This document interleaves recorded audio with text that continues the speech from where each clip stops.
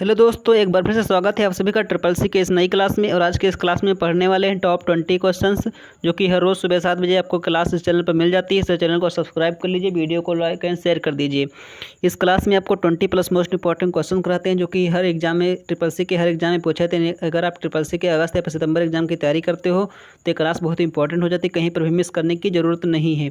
इस क्लास में कराया गया हर एक क्वेश्चन बहुत इंपॉर्टेंट होता है। यहाँ पर आपको रोज़ सुबह क्लास मिलती है।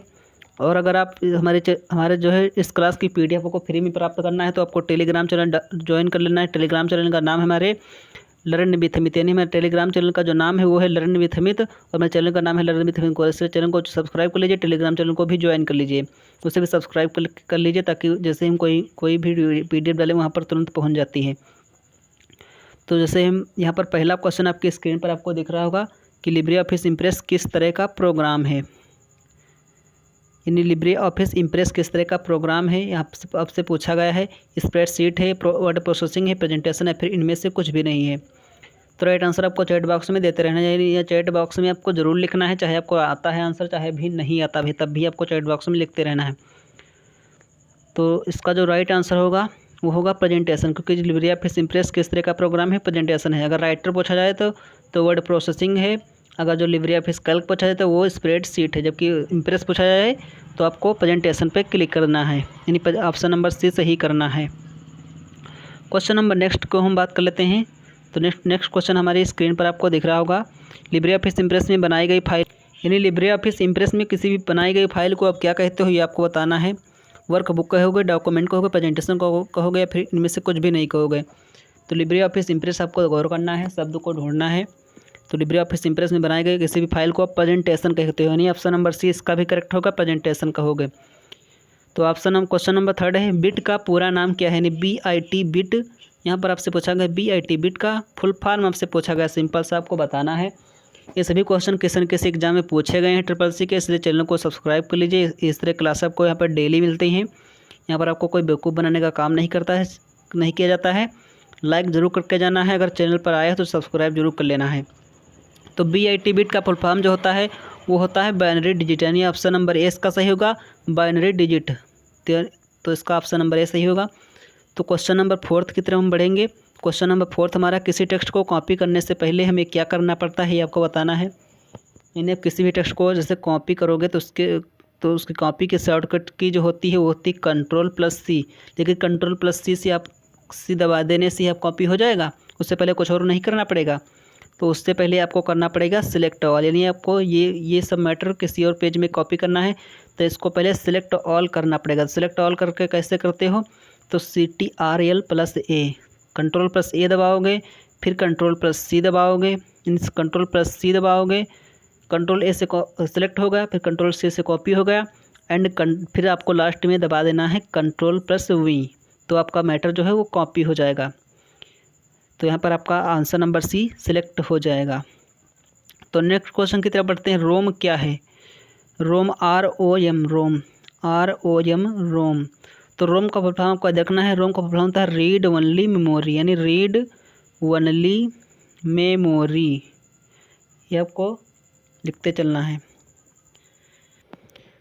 तो रीड ओनली मेमोरी होता है रोम का फुल फॉर्म। तो यहाँ पर आपसे पूछा गया है रोम क्या है। नॉन वोलेटाइल मेमोरी है, एक कंप्यूटर का परमानेंट मेमोरी है, फिर जिसमें बायोस सुरक्षित रहता है, BIOS बायोस होता है, या फिर एक ऐसी मेमोरी है जिसमें बायोस सुरक्षित रहता है, या फिर ये सभी है, यानी ये सभी इसकी विशेषताएँ हैं, आपको बताना है सही या फिर गलत है।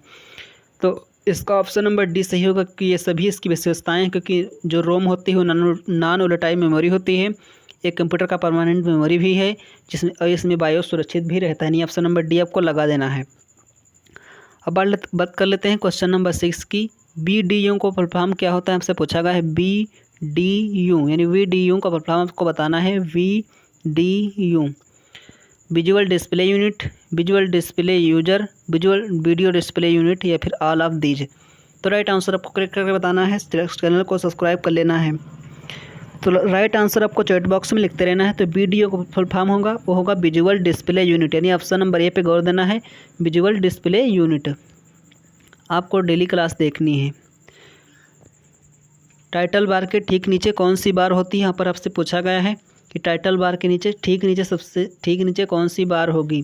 स्टेटस बार होगी, मेनू बार होगी, फॉर्मेट बार या फिर टास्क बार। तो टाइटल बार के ठीक नीचे टास्क कौन सी बार होती है आपको बताना है। तो टाइटल बार के ठीक नीचे जो होती है वो टास्क बार होती है, ऑप्शन नंबर डी आपका सही होगा, टास्क बार। क्योंकि जो कंप्यूटर में सबसे ऊपर होती है टाइटल बार होती है, जो सबसे नीचे होती है टास्क बार, यानी ऑप्शन नंबर डी सही होगा यहाँ पर। क्वेश्चन नंबर 8 का जवाब देना है। जब किसी टेक्स्ट को लिखते समय उसमें किसी भी तरह का बैकग्राउंड लगाते हैं तो उसे क्या कहते हैं। टेक्स्ट इफेक्ट कहते हैं, बैकग्राउंड इफेक्ट कहते हैं, फिर फॉर्मेट इफेक्ट कहते हैं, फिर इनमें से कुछ भी नहीं कहते हैं। यानी जब किसी भी टेक्स्ट को लिखते हो, यानी ये टेक्स्ट हमारा लिखा है, मान लीजिए हमारा टेक्स्ट लिखा है लर्न, आप इसमें बैकग्राउंड कोई भी बैकग्राउंड ऐड करते हो तो ये कौन सा इफेक्ट कहलाएगा, यानी कौन सा बैकग्राउंड, ये कौन सा इफेक्ट कहलाएगा। तो राइट आंसर आपको देना है। तो जो बैकग्राउंड कहलाएगा टेक्स्ट इफेक्ट, यानी टेक्स्ट इफेक्ट आपको कहलाएगा, ऑप्शन नंबर ए सही होगा इसका। पेन ड्राइव है, पेन ड्राइव क्या है आपको बताना है। पेन ड्राइव PENDRIV, आपको राइट आंसर चैट बॉक्स में लिखते रहना है। तो आपने आई होप अपने राइट आंसर खोज लेगा। जो पेन ड्राइव है, और पेन ड्राइव एक स्टोरेज डिवाइस है, यानी ऑप्शन नंबर सी इसका सही हो जाएगा। तो नेक्स्ट क्वेश्चन है PDF का फुल फॉर्म क्या होता है।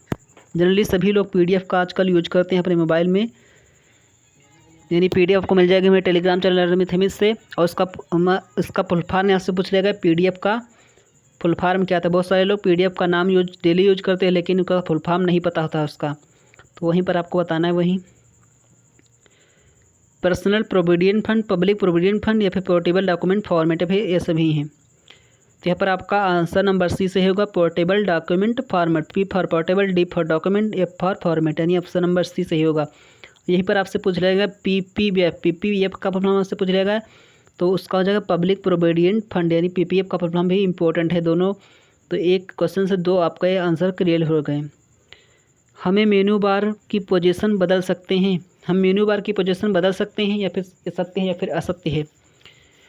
तो मेन्यू बार एक होती है, उसके हम पोजीशन कहीं इधर लेफ़्ट राइट कहीं पर भी लगा सकती हैं। इसका ना आंसर आपका एस हो जाएगा, यानी ऑप्शन नंबर ए इसका सही होगा।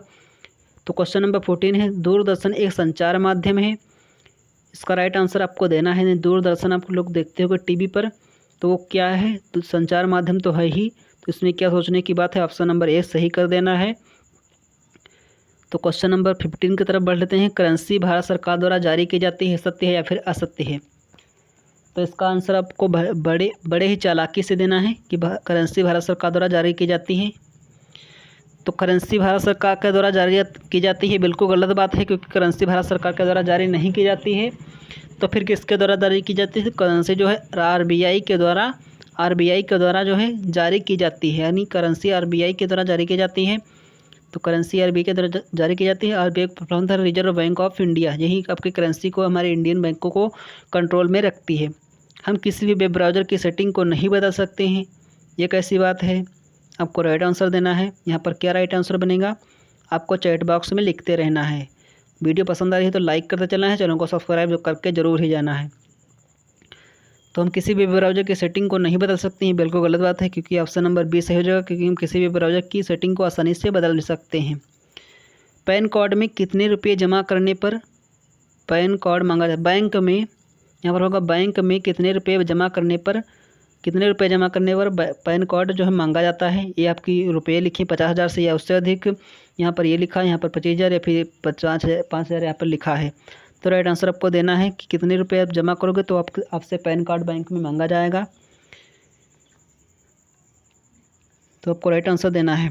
तो 50,000, यानी 50,000 ऑप्शन नंबर ए सही होगा, क्योंकि 50,000 या फिर इससे अधिक, यानी 50,000 आप जमा करोगे तो आपको पैन कार्ड मांगा जाएगा बैंक में। पैन कार्ड आपका ज़रूरी होगा। पैन कार्ड 50,000 या फिर उससे अधिक जमा करोगे, 50,000 से नीचे जमा करोगे पैन कार्ड नहीं मांगा जाएगा। यानी जैसे ही आप 50,000 के ऊपर जमा करोगे राशि तो आपको जो है पैन कार्ड मांगा जाएगा। तो मॉडेम किसे कहते हैं। मॉडेम का फुल फॉर्म से पूछ लिएगा, सिंपल से, ये भी बहुत इंपॉर्टेंट क्वेश्चन है। इसे भी आप टिक करते चलिए, इसे भी आप स्टार लगाते चलिए, यानी ये भी इंपॉर्टेंट क्वेश्चन है।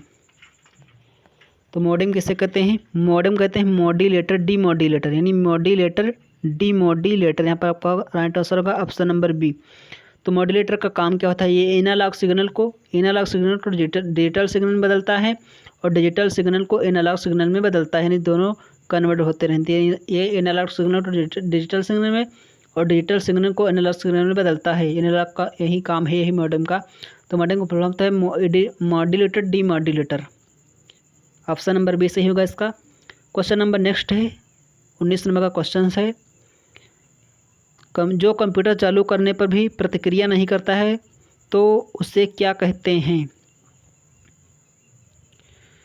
तो यहाँ पर आपको राइट आंसर सिलेक्ट करके बताना है।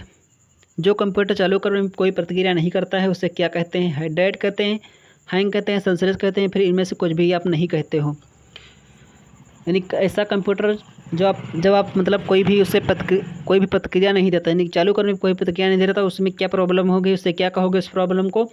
तो जैसे आपका मोबाइल काम नहीं करता है, आप कोई भी कमांड दे रहे हो तब भी आपका मोबाइल काम नहीं करता कभी किसी समय, तो उसे कहते हैं हैंग, यानी उससे कहते हैं हैंग की प्रोसेस कहते हैं उसे। ऑप्शन नंबर बी सही होगा, हैंग उससे कहेंगे, हैंग HANG हैंग। तो क्वेश्चन नंबर आज का आखिरी क्वेश्चन है जिसका जवाब आपको कमेंट बॉक्स में देना है। ये आपके होमवर्क के लिए क्वेश्चन हम रोज डेली डालते हैं। जब कोई कंप्यूटर कोई रिपोर्ट प्रिंट करता है तो वो आउटपुट क्या कहलाता है। हार्ड कॉपी, सॉफ्ट कॉपी बहुत है, फिर इनमें से कुछ भी नहीं। तो इसका जो है राइट आंसर चैट बॉक्स में लिखना है, नहीं कमेंट बॉक्स में आपको लिख देना है, ऑफलाइन लिख देना है। अगर जो इसका राइट आंसर देगा उससे हम अगली वीडियो में उसका नाम दिखाएंगे और अपने चैनल पर उसका नाम बताएंगे कि किसने जो है राइट आंसर दिया था। तो ये रही थी आज की क्लास। कैसी लगी कमेंट बॉक्स में ज़रूर लिखना। और अगर कोई किसी भी क्वेश्चन में मिस्टेक हुई तो उसको भी लिख देना, क्योंकि हम भी इंसान हैं, हमसे भी कोई गलती हो सकती है, इसलिए उस गलती को लिख देना। उस चैनल को सब्सक्राइब कर लेना, वीडियो को कर देना लाइक एंड शेयर। मिलेंगे नेक्स्ट वीडियो में। और क्लास की PDF को डाउनलोड करना है हमें टेलीग्राम चैनल लर्न विथ हिमित से। तो मिलेंगे नेक्स्ट वीडियो में, तब तक के लिए थैंक्स।